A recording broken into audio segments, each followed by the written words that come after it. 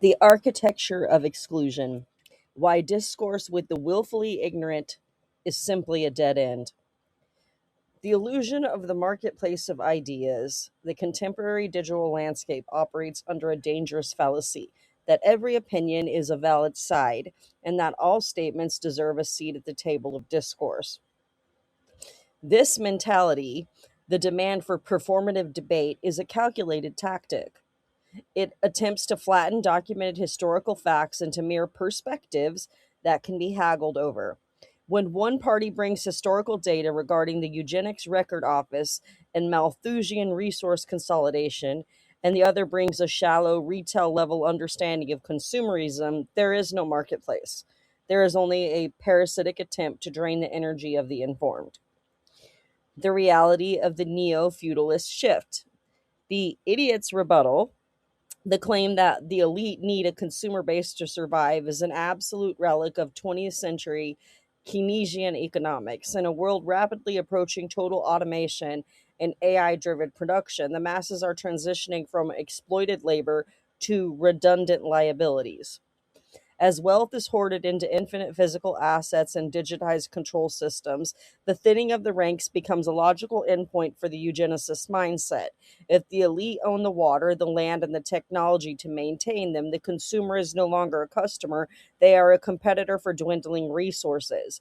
To debate this is to ignore the primary source documents of the very philanthropists who funded those global shifts. The baseless argument and the death of resolution then comes into play. Discourse is only functional when it is resolutional. If a conversation is not aimed at a change that is beneficial to all, it is a baseless argument. The social media spider web described has been engineered to ensure that resolution is impossible. It rewards hostile performance and rage baiting over the pursuit of truth and honesty in respectful, fashionable ways. When an individual is tagged or baited into an argument, the goal of the aggressor is not to learn, it is to create a cycle of irresolution where they can trap their opponent in a loop of perpetual explanation. Refusing this engagement is a recognition that the table is rigged. Why sit down then? Why even attempt to play? The power of refusal and intellectual sovereignty. Developing a reputation for refusal to engage is the ultimate act of intellectual sovereignty. It is a declaration that knowledge is not a public utility. You are not an unpaid tutor for those who refuse to use the tools at their disposal, such as Google, historical archives, thesis, peer journals, etc. The burden of proof is personal. If a fact is a matter of public record, the ignorance of the observer is a choice, not an invitation for your labor. 3. Boundaries are vital. Blocking the bait is the only way to protect one's mental and emotional resources from a system that is designed to fragment them and therefore make them look like they're not put together and therefore incompetent. This is what they rely on trying to do.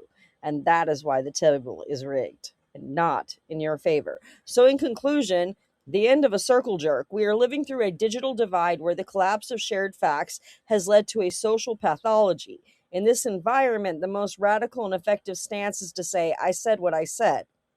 By directing the willfully ignorant to research for themselves, you are cutting the strands of the digital spiderweb. There is no sense in arguing points that have factual historical value with those who have not done the foundational work to learn them. When a debate offers no path to beneficial resolution, the only logical move is to walk away from the table, close the door, and leave the ranks to their own self imposed blindness and the chaos of their own creation. Keep it in mind. On the Mind of Cy Marie.